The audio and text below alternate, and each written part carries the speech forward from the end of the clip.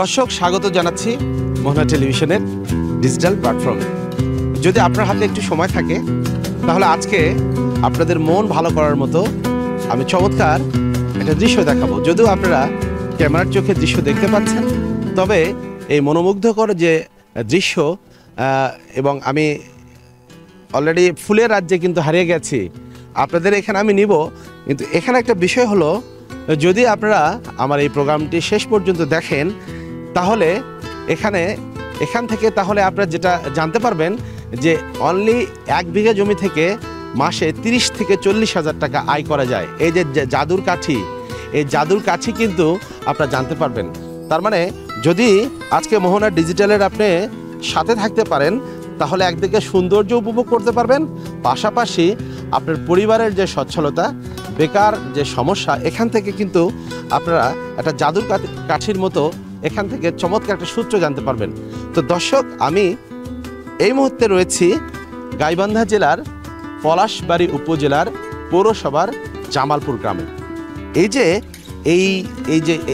যে বাগানে আমি আছি, এই বাগানের যিনি কৃষক, শৌখিন কৃষক, আমি এই শৌখিন কৃষকের সাথে কথা বলবো এবং তার কাছে জানবো যে আসলে সে এটা কিভাবে শুরু করলো, কবে থেকে শুরু করলো এবং এইটার পদ্ধতি কি আর কতটা লাভবান হয়েছে, এবং এই যে শৈল্পিক শিল্প কৃষিতে যে বিপ্লব, এইটার বাংলাদেশের সম্ভাবনা কত, মানে সব বিষয়গুলোই আমি আপনাদের জানানোর চেষ্টা করব।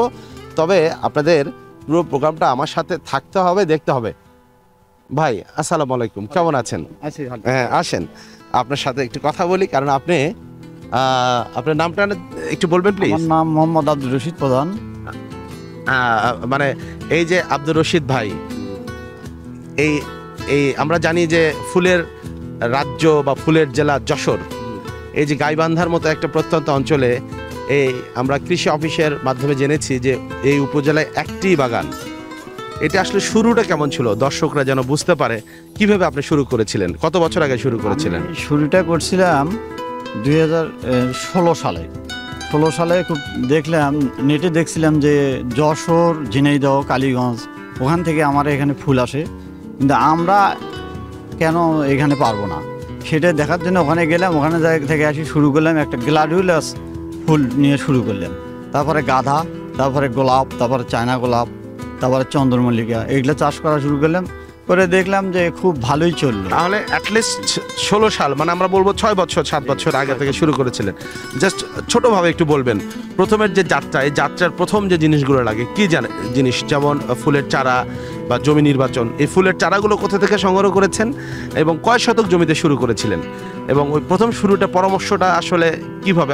আমি জানলাম যে ইউটিউব থেকে শিখেছেন, শুরুটা একটু জাস্ট অল্প কথায় বলে দেবেন। শুরুটা হচ্ছে কি, আসলে ইউটিউব থেকেই উদ্যোগ গ্রহণ করি আমি। তারপরে প্রথম শুরু করলাম হলো 10 শতক জমিনে গ্লাডিওলাস নিয়ে শুরু করলাম, তারপরে শুরু করলাম গাঁদা নিয়ে, তারপরে চন্দ্রমল্লিকা, তারপরে গোলাপ। এবং এই যে এই চারাগুলো সংগ্রহ করেছিলেন কোথায় থেকে? এগুলো সব যশোর থেকে সংগ্রহ করছিলাম আমি। আচ্ছা, এরপরে যে চারাগুলো লাগিয়েছেন, এখন আপনার টোটাল জমির যে পরিমাণ আমরা জেনেছি 1 একর, প্রায় 1 একর কাছাকাছি, বেশি 1 একরের বেশি। এরপরের চারাগুলো কি নিতে হয়েছে না আপনার বাগান থেকে? আমি কিছুটা আমি নিজেও উৎপাদন করছি। চায়না গোলাপের চারা প্রথম ঢাকা থেকে নিয়ে এসেছি, তারপরে নিজে উৎপাদন করছি কিছু। এই যে আব্দুর রশিদ ভাই, এই যে আপনি যে একটা মহাশৈল্পিক বিপ্লব ঘটালেন, একটু আসেন আপনার বাগানের একটু আমরা চমৎকার একটা ফ্লেভার নেই। কারণ এই যে বাগান, আপনাকে আজকে আমি মনে করি যে আপনি সুপার হিরো।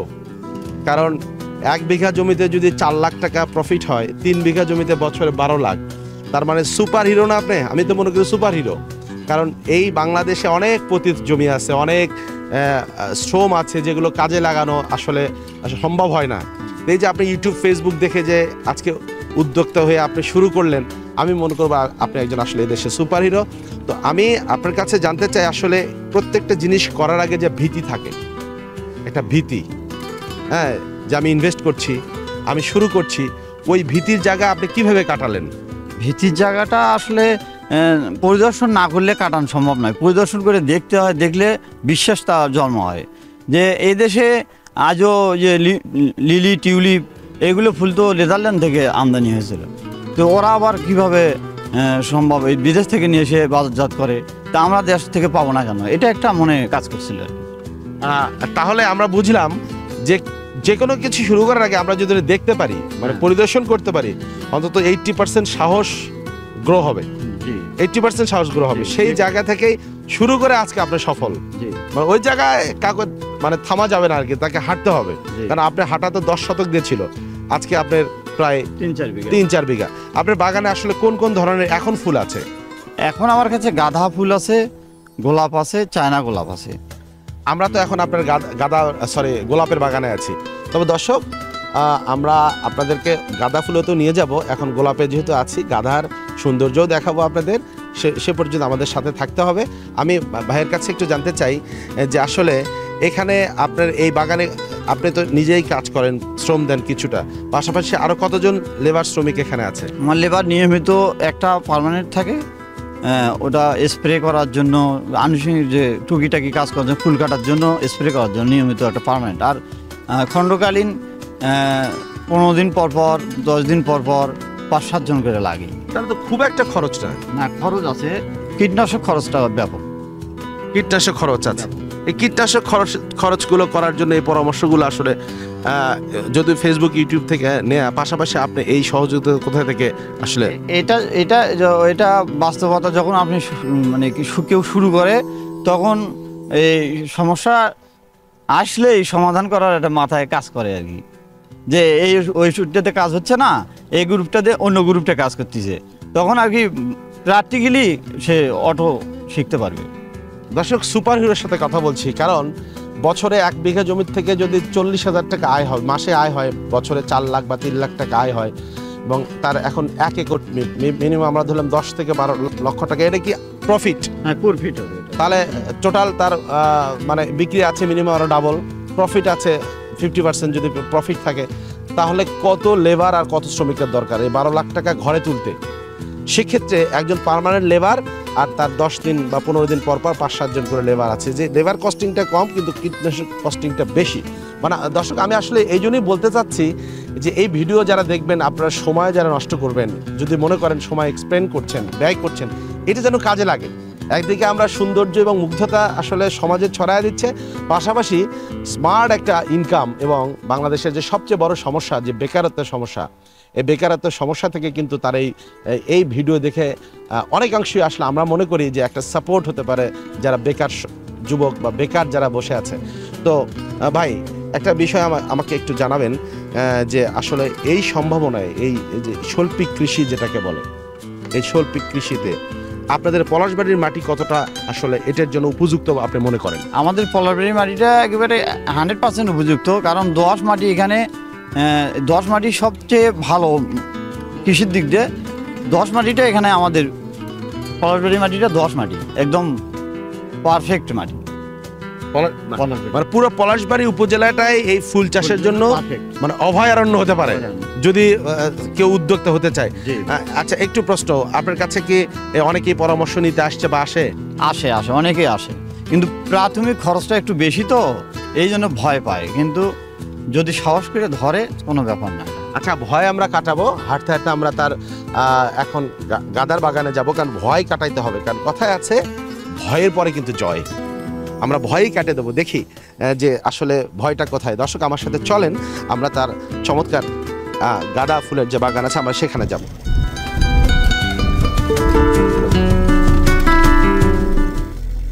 দর্শক, আব্দুর রশিদ ভাইয়ের সাথে তার গাঁদার বাগানে চলে আসছি।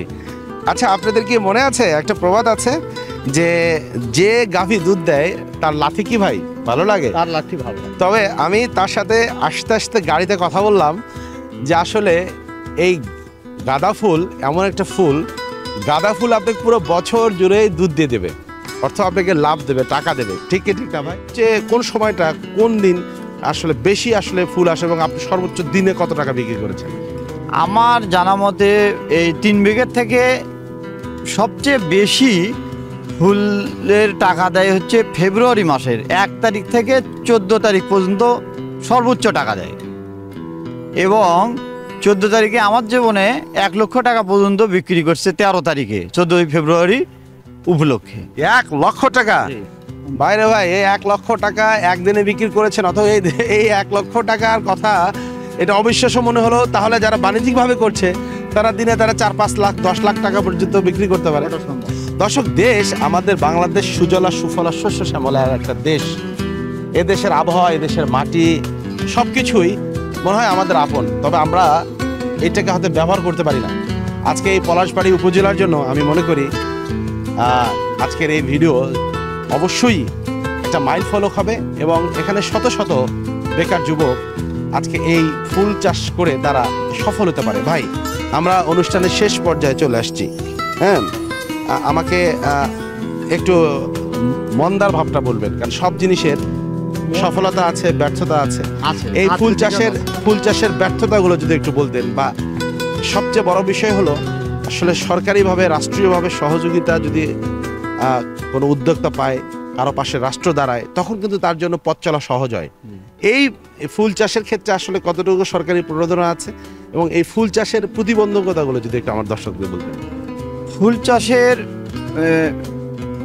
সরকারিভাবে অন্য অন্য জেলায় যে উপকারটা করছে, কিন্তু আমাদের এই গাইবান্ধা জেলায় কোনো উপকার করে নেই। যেমন বগুড়াতে, তারপরে আপনার সিরাজগঞ্জে, তারপরে কালীগঞ্জ, ঝিনাইদহ, যশোরে ওখানে প্রচুর শেড দিছে।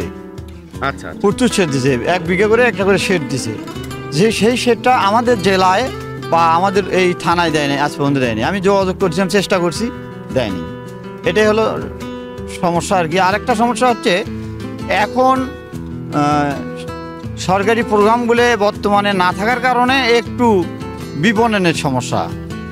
আগে এটা ছিল না, কিন্তু এই কিছুদিন হলো, 5-6 মাস হলো বিপণনের সমস্যা হচ্ছে। তাহলে আমরা দুইটা জিনিস পেলাম। একটা হলো যে এখন সরকারি প্রোগ্রাম বা বিভিন্ন প্রোগ্রাম কমের কারণে চাষিদের একটা মন্দা চলে আসছে, ফুল ব্যবসায়ীদের।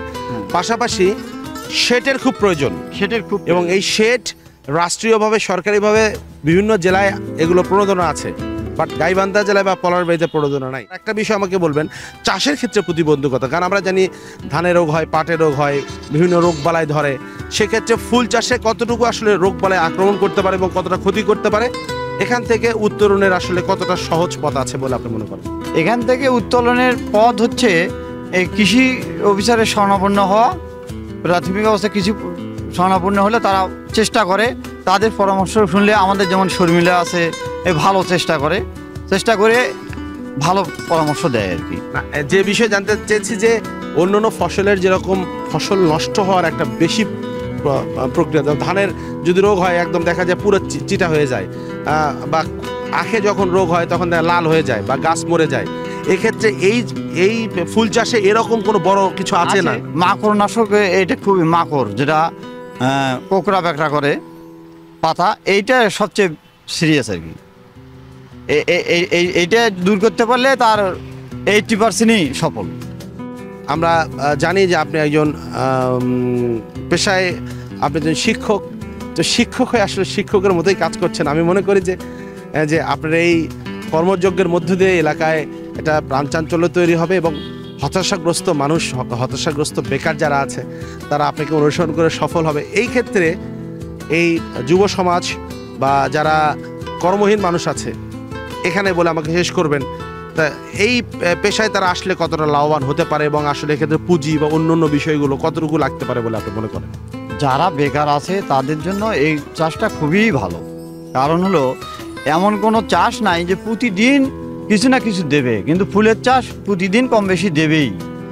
আর অন্য ফসল 6 মাস পরে দেবে, 1 বছর পরে দেবে, 3 মাসের পর দেবে, কিন্তু এ প্রতিদিন যখন থেকে দেওয়া শুরু করবে তখন থেকে দিতেই থাকবে, যেমন কাল শেষ হওয়ার আগ পর্যন্ত দিতেই থাকবে। যেমন জারবেরা ফুল আছে, একবার দেওয়া শুরু করলে 4 থেকে 5 বছরে একটা না আপনাকে ফলন দেবে। গোলাপ মনে করেন যে শুরু করার সাথেই 3 মাস পর থেকে 20 থেকে 25 বছরে একটা না আপনাকে আর রোপণ করার দরকার নেই। 25 বছর পর্যন্ত একটা গাছ ফুল দিতে থাকে গোলাপ।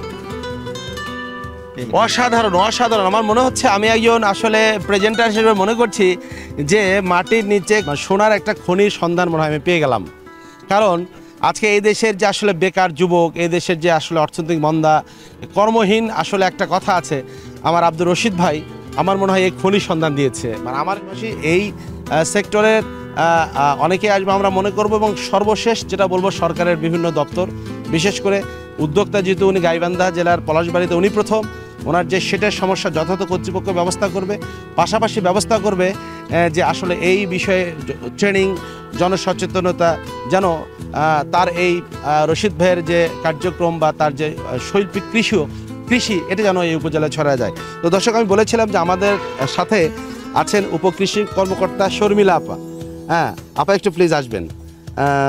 আমরা আপনার অনেক সুনাম শুনেছি ভাই, থ্যাংক ইউ। আপনার সাথে অনেক কথা হলো, থাকেন আপনি ভাই, আপার সাথে একটু কথা বলি। আপনি সরকারের একজন কর্মকর্তা, উপকৃষি কর্মকর্তা হিসেবে আছেন। উনি বলেছে যে আপনি যথেষ্ট দেখভাল করেন, পরামর্শ দেন। সেক্ষেত্রে আপনার কাছে জানতে চাবো যে আসলে ফুল চাষি ভাইদের জন্য আসলে সরকারের পক্ষ থেকে কি কি সহযোগিতা আপনারা করছেন, বা সামনে কোনো পরিকল্পনা আছে কি নাই, এবং এ বিষয়ে জনসম্পৃক্ততা বাড়ানোর জন্য কোনো উদ্যোগ আছে কি আপনাদের নাই? আমাদের কৃষি অফিস থেকে আমরা মাঠ পর্যায়ে ফুল চাষি, যেমন আমার রশিদ ভাই, তার জমিতে আন্তঃপরিচর্যা, তারপর হচ্ছে সার প্রয়োগ, কীটনাশক প্রয়োগ এবং ফুলের যে রোগ এবং পোকা হয় এ বিষয়ে আমরা তাদেরকে সার্বক্ষণিক পরামর্শ দিয়ে যাচ্ছি। এবং আমাদের কৃষি অফিসের আসলে ফুলের ওপর কোনো প্রণোদনা নেই, কিন্তু আমরা চেষ্টা করি তাকে বিভিন্ন দিক থেকে সহযোগিতা করার জন্য। যেমন আমাদের বিভিন্ন প্রশিক্ষণ আছে, তাকে আমরা বিভিন্ন প্রশিক্ষণে অংশগ্রহণ করাই। এইভাবেই তাদেরকে আমি সহযোগিতা করতেছি। আর কৃষি অফিসের ফুল চাষিদের ব্যাপারে আমি এভাবে কিছু বলতে যাচ্ছি না, ঊর্ধ্বতন কর্মকর্তা এ বিষয়ে ভালো বলতে পারবেন। যুক্ত ছিলেন আমাদের এইখানে উপকৃষি কর্মকর্তা শর্মিলা আপু আমাদের সাথে যুক্ত ছিলেন। তো দর্শক, সম্ভাবনার আমাদের এই বাংলাদেশ ছড়িয়ে ছিটে আছে সম্ভাবনা। শুধুমাত্র আমরা যদি আমার এই ফুল চাষি ভাইয়ের কথা মধ্যে যদি আমরা প্রোগ্রাম শেষ করি, আমরা নিজের চোখে যদি দেখি, মাথায় একটু যদি চিন্তা করি এবং আমরা যদি সাহস করি, তাহলেই কিন্তু অর্থনৈতিক মুক্তির সম্ভাবনার দ্বার খুলে যেতে পারে। আমাদের মোহনা পরিবারের পক্ষ থেকেও আমাদের আজকের যে ফুল চাষি ভাই আব্দুর রশিদ ভাইয়ের জন্য শুভকামনা। এবং আমি আজকের এই প্রোগ্রামে যে বিষয়ে বোঝাতে চেষ্টা করেছি মোহনা টেলিভিশনের ডিজিটাল প্ল্যাটফর্মে, যে আসলে বেকার কোনো সমস্যা নয়, এটা শুধুমাত্র চেষ্টা করা, ফলো করা, এরকম একটা ভিডিও আমি আজকে তৈরি করার চেষ্টা করেছি। কতটুকু ভালো হয়েছে আর কতটুকু আমি বোঝাতে পেরেছি এটা দর্শক বলতে পারবে। তবে দর্শক, মোহনা টেলিভিশনের এরকম ভালো ভালো উদ্যোক্তামূলক প্রোগ্রামগুলো যদি দেখতে চান, আমাদের ডিজিটাল প্ল্যাটফর্মের সাথে থাকবেন। আপনারা ভালো থাকবেন, সুস্থ থাকবেন। আল্লাহ হাফেজ।